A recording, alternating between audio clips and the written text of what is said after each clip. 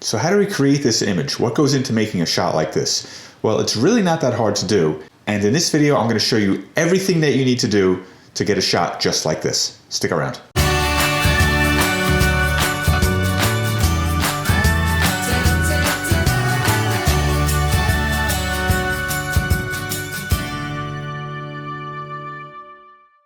So we're going to be doing a whole series of videos on photos, some of our favorite photos, and exactly what goes into creating the photo, from the initial concept to the planning to actually being on the ground shooting to the editing, everything A to Z that goes into creating these kinds of images. So for the first one, this is the first video that we're doing. For the first one, we picked one of our favorites and a photo that we get asked about all the time. And it's this shot of an on-ride shot on Dumbo in motion. Now there's a lot that goes into getting a shot like this, but if you break it down part by part and know what you need to do going into it, it's really not that hard. So there are two real keys to this whole shot: shutter speed and stability. You need to have a shutter speed that's long enough to capture the motion, to capture the blurring lights, but also you have to have enough stability to not get a blurry shot. So let me start with shutter speed. I've probably shot this ride 50 different times, and it's always a challenge trying to get it just right because there's so many different elements involved. But once you know your settings, that's half the battle. So I found a shutter speed of about 1 second long is really just right in order to capture the motion correctly and to avoid the camera shaking too much. So this image that we're looking at here, which is really my favorite of them all, this exposure time is actually 1.3 seconds.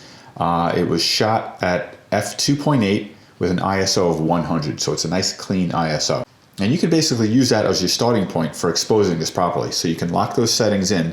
If you want to take a 1 second exposure, now if your camera doesn't open up to f2.8 and it only opens up to f4, then just basically change your ISO from 100 to 200. You're only shifting by one stop. But you can basically lock those settings in before you even take the shot and then just concentrate on framing, composing, and shooting while you're on the ride. So what's actually involved in shooting?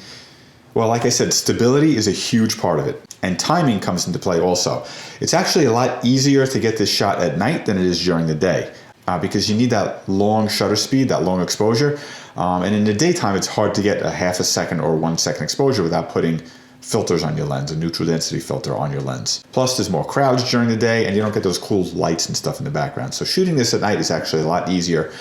Plus, you want to really ride the Dumbo alone when you're shooting this. It's not going to be a lot of fun for the person with you to have your back to them, to have you twisted in weird positions trying to get shots while they're trying to avoid the ride. And you have a better chance of getting a Dumbo alone at night when the crowds are low. So I definitely recommend trying this at night first. Now this was shot with a Canon 5D Mark III and a Canon 24mm 1.4 lens, and it was stopped down to f2.8. So the way that we'll hold this camera on the ride basically is to prop it on the edge, either in the front, along the side, or kind of on the back, depending on which direction you want to shoot in. And it's really just a matter of keeping this camera as stable as possible while you're shooting. Now there's two tricks to that. Basically, the first thing you want to do is basically, and I'll use my knee as a demonstration, is hold the camera like this.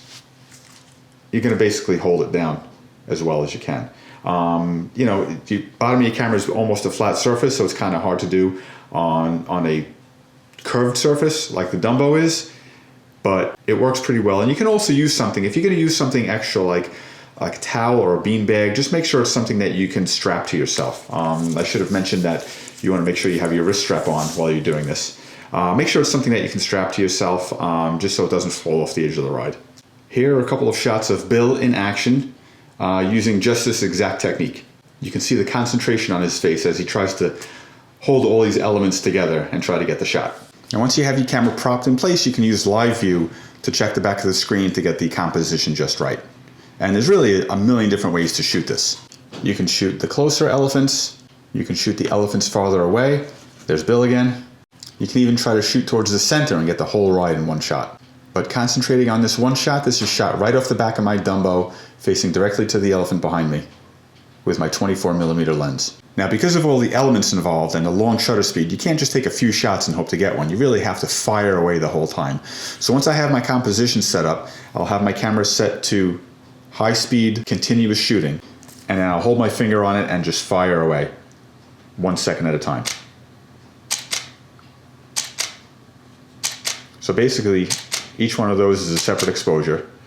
And because of the motion, you're gonna get some shots in there that are just blurry. Nothing you can do about it. But if you keep at it, you keep shooting the whole time, there's gonna be a few good ones in there that are nice and steady. Now your best bet to getting a steady shot on here is during the last 5 to 10 seconds or so of the ride. Right at the end of the ride, all the elephants will rise up to the highest point and circle around a couple of times, all basically at the same height. That's the time that I took this shot here, and it's the best time to get everything kind of uniform and not moving around too much. So on a typical ride, I'll probably take 50 plus shots as I'm going around and hopefully come away with a few that are sharp enough to use. But now that you got your shot, you gotta go in and edit it. So let's jump into Lightroom and edit this shot.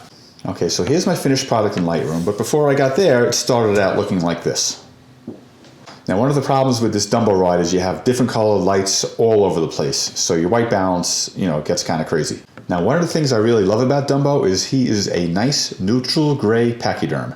So if you click on your white balance dropper and come over here and select the point somewhere on him, which seems pretty gray, and click on that, you're gonna get a nice corrected white balance in one click. The next thing I'm gonna do is go down here and check off Enable Profile Corrections, just to see what that looks like. That basically just takes away some of the vignette and a little bit of the camera distortion, the lens distortion. I don't always do it, but in this shot it kind of smooths things out and makes things look nice. So I'm going to leave that set on, checked off for this lens. And then I'll come down here and I'll just adjust my highlights and shadows a little bit. Bring my shadows up a little bit. And I'm going to increase my whites and decrease my blacks so they don't get blown out. So having those few streaks of light blown out is fine. I can leave that. And on my blacks, if I hit Alt and drag that down a little bit, when things start appearing, I know I'm losing my shadows. That's far enough there. Maybe I'll increase my overall exposure just a little bit.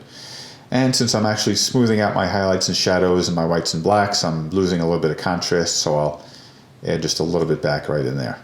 I don't need to do much with clarity. Maybe just add a little bit. Vibrance, add just a little bit of just the right colors.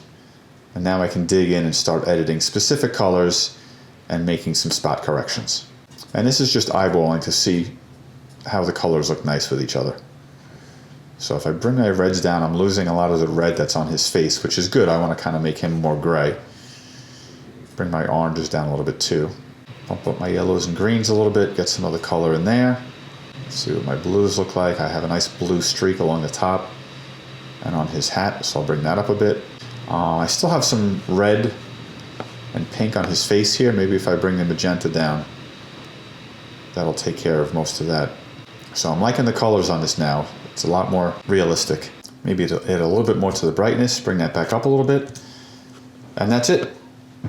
That's really all the editing you need for a shot like this. Let's take another look at the finished product. And you can see once you have the shot done right on the ride, and it's nice and sharp, there's not much else you need to do. And once you have it down, you can try all different variations. At night, during the day, get some shots with your family on there. And every once in a while you get lucky and you get to capture something pretty unique. But there's so many different ways to do it. Every time we go to Disney, especially for a photo trip, we always go on Dumbo. And that's what goes into getting a shot like this. I hope you found it interesting. If you liked the video, please give it a thumbs up. We're going to be doing a lot more videos like this, so definitely subscribe to the channel and click on that little notification bell. This way you get notified every time we post a new video. Happy shooting, and I'll see you next time.